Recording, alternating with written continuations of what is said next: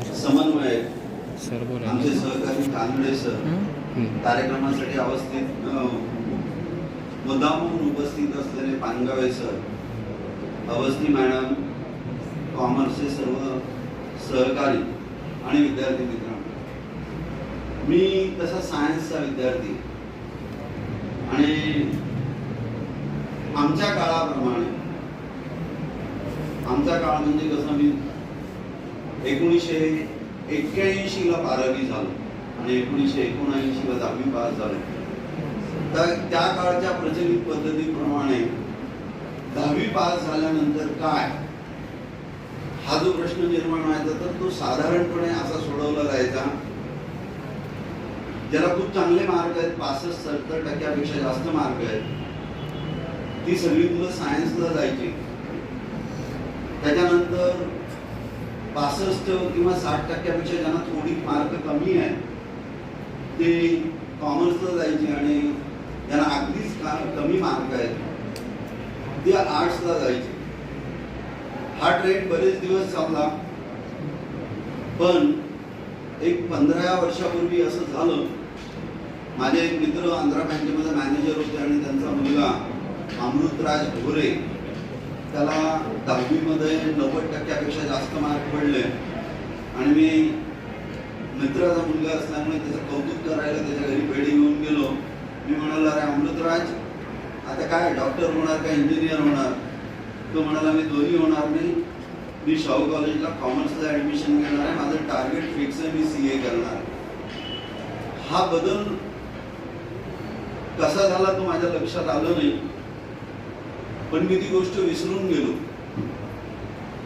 त्याच्यानंतर माझा अजून एक मित्र आहे अविनाश आंबेकर म्हणून, त्याचे इथं मेडिकल शॉप आहे.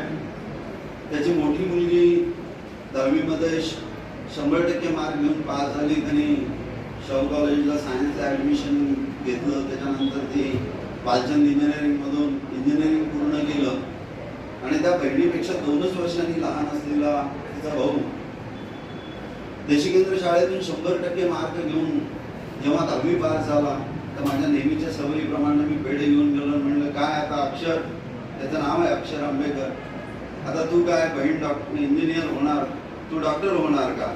तो म्हणाला, नाही काका, मी कॉमर्सला जाणार आहे आणि मी पुढे CA करणार. त्याच्यानंतर अगदी परवा 2च वर्षापूर्वी एक माझे नातेवाईक अतिशय जीवश्य मित्र आहेत, गुरुनाथ मागे, त्याच्या मुलाला 100% मार्क पडले आणि त्या मुलांनी पुण्याला BMCC मध्ये कॉमर्सला ॲडमिशन घेतलं आणि त्यांनी ठरवलं की मला CA करायचं. या 3 उदाहरणानंतर मी विचार करायला लागलो की असा बदल का झाला. आणि काल मला सांगितलं की तुम्हाला उद्या कार्यक्रमाला यायचं आणि बोलायचं, तर माझं चिंतन सुरू झालं की हा बदल माझ्या वेळचा आणि आताचा याच्यामध्ये बदल का होतोय. तर साधारणपणे आमच्या वेळी एक्सपोजर कमी होतं. एक गोष्ट अशी डोक्यात असते की 10वी पास झाले, चांगले मार्क असतील म्हणजे मुलगा बुद्धिमान आहे. आता खरं तर मार्काचा संबंध पाठांतराशी असतो हे मला आता कळायला लागलाय. बुद्धी ही पुन्हा वेगळी गोष्ट आहे, वाईज आणि विजडं हे वेगळं असतं. मग आमच्या वेळेच्या प्रचलित पद्धतीप्रमाणे सायन्सला काय जायचं, एक तर डॉक्टर व्हायचं नाही तर इंजिनियर व्हायचं. कॉमर्सला काय जायचं, एक तर BCom व्हायचं नाही तर CA व्हायचं. आणि आर्ट्सला का जायचं, एक तर त्यांनी UPSC MPSC करायची, नाही तर शिक्षक प्राध्यापक व्हायचं, घरचा बरा असेल तर लॉ करायचं. एवढी लिमिटेड आयाम म्हणजे एवढी डायमेन्शन चांगल्या आम्हा मुलांपुढे होतं. त्याचं कारण असं होतं की आजच्यासारखा TV, मोबाईल वगैरे गोष्टी नव्हत्या. त्याच्यामुळे बाहेरल्या जगात त्याच्यापेक्षा काय जास्त संधी आहेत हे आम्हाला त्यावेळी कळायचं नाही. आमच्या आजूबाजूला असलेली लोक सुद्धा याच व्यवसायात असायची. मी प्राध्यापक का झालो, कारण माझे वडील शिक्षक होते, माझे काका प्राध्यापक होते.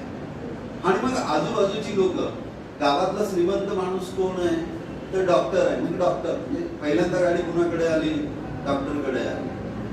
खूप शांत शौकीत कोण राहतो, इंजिनियर, मग मुलांना इंजिनियर व्हावं वाटायला लागलं. पुण्या मुंबईचं क्रेज निर्माण झालं, मुलांना इंजिनिअरिंगकडे उडा निर्माण झाला. शहरातून फटका मारला सिटी बसमधून प्रवास करताना तिथल्या चकचकीत इमारती पाहिल्या की आपल्याला वाटायला लागतं की आपल्याला पण या शहरात राहायला मिळालं तर बरं होईल. आणि मग तुमचं एक्सपोजर जेवढं जास्त असेल तेवढं तुम्हाला त्या गोष्टी खुणावत जातात आणि तुम्ही त्याच्याकडे जायला लागता. मग कॉमर्स झाल्यानंतर CA करणे हा एक पर्याय आहे. पण मी म्हणलं की सगळ्याच मुलांना CA करता येईल का? CA ची परीक्षा घेणारी मुलं म्हणजे ही आहे एजन्सी आहे, अपेक्स बॉडी आहे भारताची, institute of chartered accountant in India किंवा इंडियन चार्टर्ड अकाउंटंट इन्स्टिट्यूट, ती बॉडी परीक्षा घेते. आणि मग मी थोडासा त्याचा फॉलोअप करत गेलो या मुलांमुळे, तर मला असं लक्षात आलं की अनेक मुलं प्रयत्न करतात आणि त्याच्यामध्ये काही मुलांना यश मिळतं. मग बाकीच्या मुलांचं तर कॉमर्सला प्रवेश घेत असताना आपल्यासमोर काय करिअर अपॉर्च्युनिटीज उपलब्ध आहेत हे सगळ्यात आधी आपल्याला कळलं पाहिजे. म्हणजे आपल्याला कधीही कशाचाही पश्चाताप होण्याची शक्यता नाही. कॉमर्स करून आपण काय करू शकतो? कॉमर्स करून आपण CA करू शकतो. कॉमर्स करून याच्यापेक्षा खूप चांगली गोष्ट करता येते ती म्हणजे मॅनेजमेंट. कारण माझ्याकडे असलेली अतिशय बुद्धिमान इंजिनियर झालेली मुलं 4-5 वर्षातच इंजिनिअरिंगचं काम करून फेडअप होतात आणि म्हणतात काय सर, कंपनीमध्ये जाऊन क्लरिकल सारखं काम करावं लागतं, त्याच प्रोजेक्टवर तेच काम करावं लागतं, याच्यामध्ये काही चॅलेंज नाही आहे. हे वेगळं करायचं झालं तर आम्हाला कोणी सांगितलं नाही, पण आम्हाला कळलंय की आता मॅनेजमेंटमध्ये गेलं पाहिजे. आणि भारतामधल्या अतिशय प्रसिद्ध अशा इंडियन इन्स्टिट्यूट ऑफ मॅनेजमेंटमध्ये ती मुलं प्रवेश करतात. आणि मग आपल्याच इथे असलेल्या खडगे मॅडमचा मुलगा इंडियन इन्स्टिट्यूट ऑफ मॅनेजमेंटमधून म्हणजे इंदोरमधून त्यांनी MBA केलं आणि मग तो सगळ्या इंजिनियरपेक्षा वर त्या मोठ्या कॉर्पोरेशनचा मॅनेजमेंटमध्ये तो गेला. आणि मग मॅनेजमेंटमध्ये जाणं म्हणजे तुम्हाला पॉलिसी डिसिजनमध्ये येता येतं आणि मग तुम्हाला खूप उच्च प्रतीचं जीवन जगता येतं. साधा इंजिनियर म्हणून त्याला शिफ्टमध्ये काम करावं लागेल, त्याचं काम कमी प्रतीचं नाही आहे, ते जास्त इनोव्हेटिव्ह आहे, ते जास्त एक्सपेरिमेंटल आहे. त्याच्यामुळे तुमचं आयुष्य खूप सुंदर करता येऊ शकतं. विज्ञान आणि टेक्नॉलॉजी तुम्हाला कम्फर्ट देतं. मोबाईलमुळे कम्फर्ट आहे. काय कम्फर्ट आहे की 10 वाजता कार्यक्रम आहे, अजून कबाडे सर आले नाहीत, पटकन विचारता येतं की सर कुठेपर्यंत आहे, तर मी सांगतो बस स्टँडच्या समोर आहे. तर इथं संयोजकाला थोडासा धीर येतो. संयोजकाची मोठी अडचण काय असते की पाहुणे येईपर्यंत पोरं शांत बसले पाहिजेत आणि पोरं शांत असेपर्यंत पाहुणे आले. तर या दोघांमध्ये मग पाहुणे कुठेपर्यंत आहेत हे कळायला काय आधीच्या काळी काही सोर्स होता का, ते येईपर्यंत थांबावंच लागायचं. मोबाईलने काय सोय केली की ही माहिती झाली की कुठेपर्यंत. तर विज्ञान आणि टेक्नॉलॉजी तुम्हाला काय करतं, तुमचं आयुष्य कम्फर्टेबल करतं. 10 जिन्यांच्या पायऱ्या चढून जाण्यापेक्षा लिफ्टमध्ये जाऊ शकतो आणि मग आपण थकत नाही, तिथे जाऊन पुन्हा अश्रूष न करता कामाला बसू शकतो. हे कोण देतं? टेक्नॉलॉजी देतं. पण या टेक्नॉलॉजीला व्यवस्थित दिशा देण्याचं काम कोण करत असेल तर मॅनेजमेंट करत असेल तर मॅनेजमेंट हा एक तुमच्यासाठी चांगला पर्याय होऊ शकतो. CA हा एक पर्याय आहे, मॅनेजमेंट आहे. आणि बघा कॉमर्स शिकण्याचा मला आता ह्यावेळी वाटतं की कॉमर्स आपलंही बरं राहिलं असतं तर बरं झालं असतं. कारण अकाउंटन्सी ही भाग आयुष्यात खूप महत्वाची आहे. म्हणजे माणसाचं फक्त शारीरिक आरोग्य चांगलं असून चालत नाही, तर त्याचं आर्थिक आरोग्य सुद्धा चांगलं असलं पाहिजे. डॉक्टर काय करेल तुमचं? डॉक्टर तुमचं शारीरिक आरोग्य व्यवस्थित ठेवण्याचा प्रयत्न करेल, पण तुमचं आर्थिक आरोग्य जर चांगलं नसेल, जर मला पगार ₹1,00,000 आणि मला जर देणं ₹1,50,000 झालं तर माझं आर्थिक आरोग्य पण योग्य नाही आहे आणि आर्थिक आरोग्य ठीक नसेल तर मला रात्र झोप येणार नाही, ते शारीरिक आरोग्य पण ठीक असणार नाही. तर नुसतंच शारीरिक आरोग्य डॉक्टर ठीक करू शकेल, पण कॉमर्सचा माणूस हा तुमचा आर्थिक आरोग्य सुद्धा सुधारून देऊ शकतो. मी आल्यावर कानडे सरांना गमतीने म्हणालो की आम्हाला कॉमर्स आधी कळलं असतं तर बरं झालं असतं. आम्ही जेव्हापासून नोकरीला लागलो तेव्हापासून नुसत्या एफड्याच करत राहिलो. एफड्यावरलं व्याज किती येत आहे? 5%, 5.5%. पण माझे जे मित्र पुण्या मुंबईला असतात त्यांनी शेअर्समध्ये पैसे गुंतवले आणि इन्फोसिस मधला त्यांचा ₹10 शेअर आज ₹1,000 झाला. त्याची किंमत 100 पटीने वाढली आणि माझी एवढी 5% त्याच्यावर 30% इन्कम टॅक्स देऊन माझे पैसे किती झाले? मी ₹100 गुंतवले तर त्याचे आज ₹150 होतात. हे कळायला हे कळायला तुम्हाला कॉमर्सचं ज्ञान असणं आवश्यक आहे. शेअरमध्ये पैसे गुंतवायला, म्युच्युअल फंडात पैसे गुंतवायला तुम्हाला त्या कंपनीचं तो लिस्टिंग आहे की नाही, त्या कंपन्यांचं परफॉर्मन्स कसं आहे, हे सगळं करायला क्रेडिट, डेबिट आणि अकाउंटन्सी कळली पाहिजे. कॉमर्सची मुलं अजून काय करू शकतात? बँकिंग करू शकतात, बँकेत जॉब करू शकतात, पण तो पुन्हा मोनोटोनस जॉब आहे. काही दिवसानंतर मुलं त्यातही कंटाळू शकतात. कॉमर्सची सगळ्यात महत्वाची गोष्ट काय करू शकता? You can build your on business. तुम्ही स्वतःचा व्यवसाय सुरू करता. आणि मोदी साहेब तर म्हणतात की मेक इन इंडिया, आत्मनिर्भर भारत, याच्यातून त्यांना काय अपेक्षित आहे? छोटी छोटी म्हणजे प्रधानमंत्री कौशल्य योजना आहे, त्याच्यानंतर ते जनधन योजना आहे. या सगळ्या योजनांच्या माध्यमातून प्रधानमंत्र्यांना काय अपेक्षित आहे की भारतातला तरुण स्वतःच्या पायावर उभं राहायला पाहिजे. माझे असे 10-12 मित्र आहेत, ते एका विचाराने एकत्र आलेले आहेत, संघाच्या विचाराने एकत्र आलेले आहेत. त्यांनी एक ब्रीद ठरवलं की आम्ही नोकरी करणार नाही, आम्ही नोकरी देणारे राहू. आम्ही नोकरी करणार नाही, आम्ही नोकरी देणारे राहू. आणि त्यांनी सुरू केलं विश्व सुपर मार्केट. आज त्यांच्या 6 शाखा आहेत आणि त्यांच्या जीवावर 200 लोक काम करतात. 200 ते 250 लोकांचं कुटुंब चालवण्याचं ते काम करतात. ती सगळी बुद्धिमान मुलं होती, ती माझ्यासारखी नोकरी करू शकली असती, पण 200 लोकांचं कुटुंब चालवण्याची क्षमता त्यांच्यामध्ये निर्माण झाली. ती फक्त आणि फक्त कशामुळे? तर त्यांना स्वतःचा व्यवसाय सुरू करता आला. कॉमर्स म्हणून ही पण ही गोष्ट करू शकता. कॉमर्समध्ये तुम्हाला कॉमर्सचा उपयोग इतक्या ठिकाणी होतो.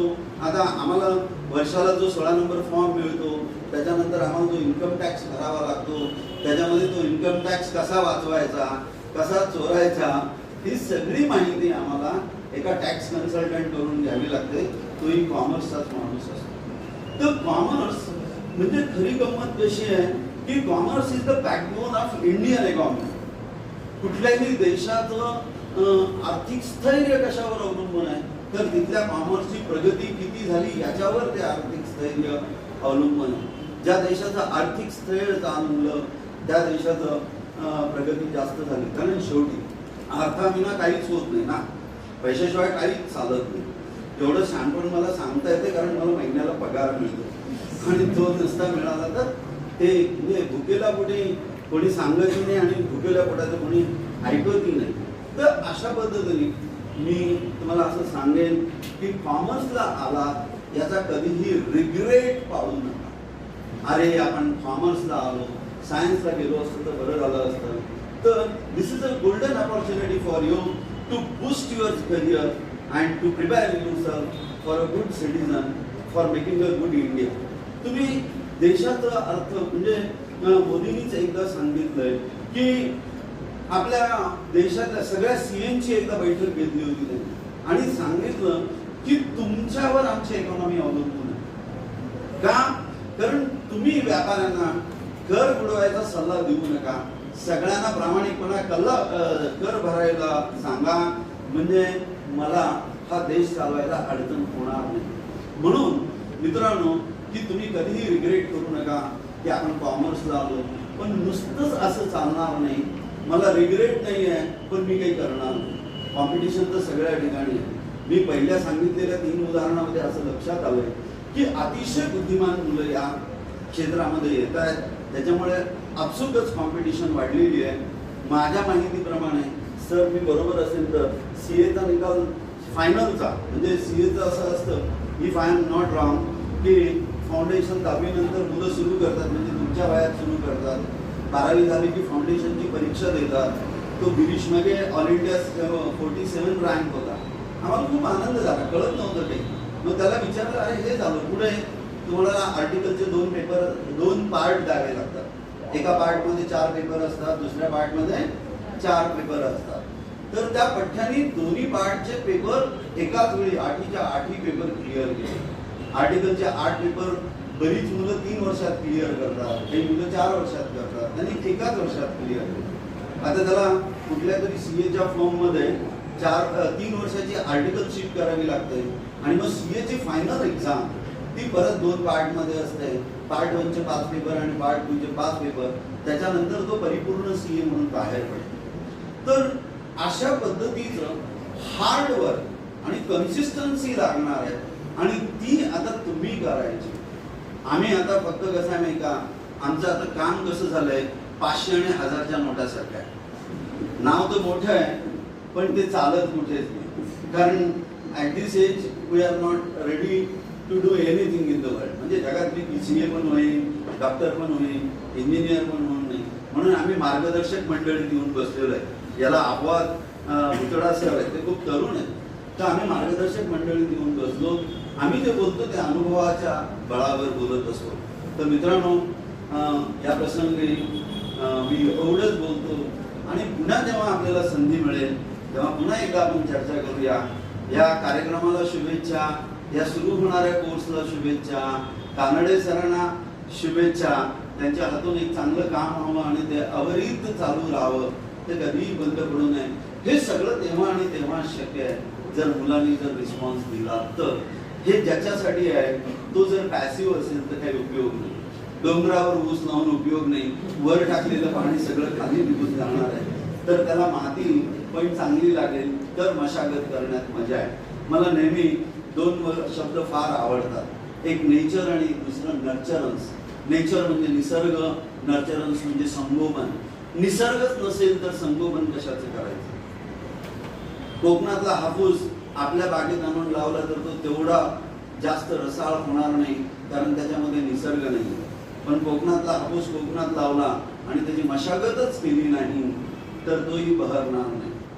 तर 2 गोष्टी एकत्र आल्या पाहिजे. तुमच्याकडे निसर्ग असला पाहिजे आणि दुसरी गोष्ट असलेल्या निसर्गाचं संगोपन झालं पाहिजे. आमचं काम तुमच्याकडे असलेल्या निसर्गाचं संगोपन करणं आहे. तो निसर्ग डेव्हलप करणं हे तुमचं काम आहे. त्याच्यासाठी तुम्हाला खूप खूप शुभेच्छा. धन्यवाद. मला बोलण्याची संधी दिली. मी जरा जास्त बोललो असेल तर sorry for that. Thank you very much. I will stop.